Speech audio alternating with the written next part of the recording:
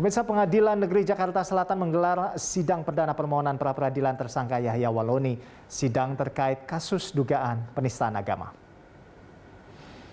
Agenda sidang perdana adalah pemanggilan pihak-pihak yang berperkara, yakni pemohon Yahya Walloni dan termohon Mabes Polri, Bareskrim Polri.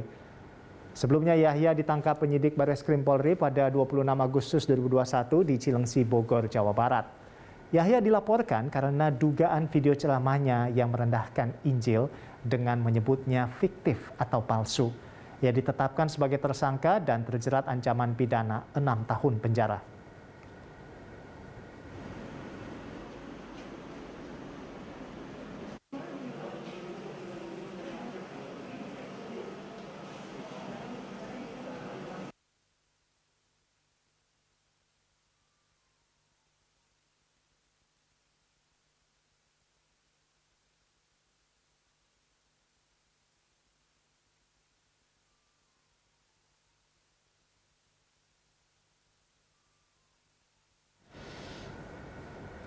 Ya, untuk mengetahui informasi selengkapnya, kita langsung bergabung dengan rekan Putri Amanda dan juru kamera Muhsin Jalal dari Pengadilan Negeri Jakarta Selatan.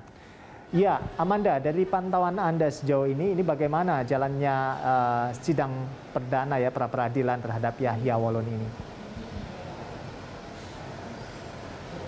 Ando, agenda sidang pada hari ini adalah pemanggilan ataupun pembacaan dari permohonan yang dimana dilakukan pemanggilan pada pihak-pihak yang bersangkutan dari pihak pemohon sendiri, yakni dari Yahya Walloni dan juga termohon Bareskrim Mabes Polri. Namun hingga kini kami juga masih belum mendapatkan konfirmasi lebih lanjut ataupun kami juga masih belum melihat datangnya dari termohon penyidik dari Bareskrim Polri ke Pengadilan Negeri Jakarta Selatan. Ando, kalau untuk pra-peradilan sendiri, Yahya Walloni ini diwakili oleh kuasa hukumnya yang sudah hadir sekitar pukul 9 pagi tadi, Ando. Bahkan harusnya kalau untuk agenda pada hari ini dimulai pada pukul 9 pagi tadi, Ando. Namun dikarenakan pihak dari termohon ini masih belum kunjung hadir, maka dilakukan pemunduran dari jadwal yang mana hari ini agenda persidangan berlangsung pukul 12 waktu Indonesia bagian Barat, Ando. Bahkan sebelumnya, kuasa hukum dari Yahya Walloni juga menyampaikan bahwa untuk pra-peradilan sendiri ini harus dilakukan guna untuk menguji sah atau tidaknya prosedur penangkapan yang dilakukan oleh kliennya terhadap ataupun yang dilakukan oleh penyidik Bareskrim Polri, Ando, di mana seharusnya penangkapan pada kliennya ini tidak dilakukan secara langsung, melainkan harus melampaui beberapa pemanggilan terlebih dahulu.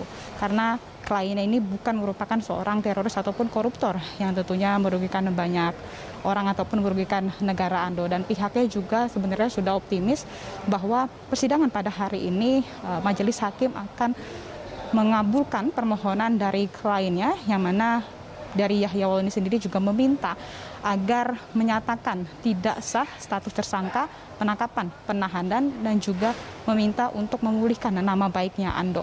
Sejauh ini juga sidang masih berlangsung, dan untuk prosedur kalau kita melihat dari undang-undang sendiri ataupun KUHP sendiri, ya Ando, memang untuk penangkapan ini harus dilakukan pemanggilan sebanyak 3 kali. Jika memang tidak ada laporan, ini bisa dilakukan penangkapan secara langsung, Ando. Namun kalau untuk penangkapan langsung ini bisa dilakukan terhadap teroris ataupun koruptor yang memang merugikan negara.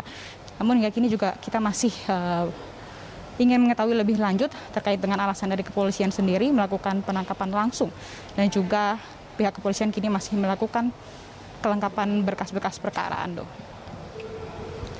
Selanjutnya, Amanda, seperti apa tanggapan dari hakim terkait dengan permohonan Yahya Walloni? Dan dari pantauan Anda juga sejauh ini bagaimana kondisi di sana saat ini? Pengamanannya seperti apa sejauh ini, Amanda?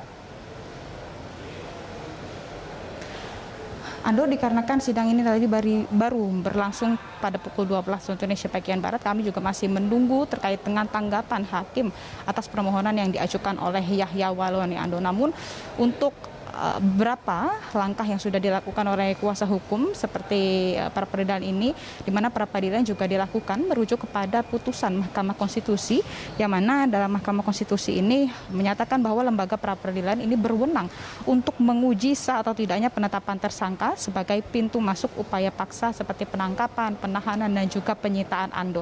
Di mana sebelumnya Yahya Walloni sendiri juga telah ditangkap di kediamannya Bogor, Jawa Barat pada 26 Agustus 2021 yang lalu, dan hingga kini ia pun juga sudah ditetapkan sebagai tersangka atas kasus penodaan agama ataupun penistaan agama, yang mana dalam kasus ini Yahya Waloni dilaporkan bersama pemilik akun YouTube Tridatu. Dalam video ceramahnya, Yahya Waloni ini menyampaikan bahwa Bible tak hanya fiktif tapi juga palsu.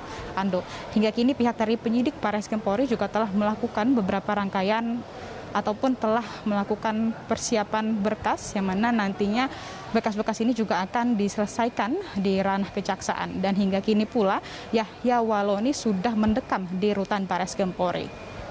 Untuk pengamanan sendiri, Ando, sebenarnya ini cukup kondusif karena Yahya Waloni tidak dihadirkan langsung ke ruang persidangan, melainkan diwakili oleh kuasa hukumnya yang juga sudah hadir tadi pagi, Ando. Jadi pengamanan di sini cukup kondusif, untuk lalu lintas juga tadi kami pantau cukup lancar, Ando. Sementara demikian, Ando, kembali ke Anda. Baik, terima kasih Amanda atas laporan Anda dan selamat bertugas kembali.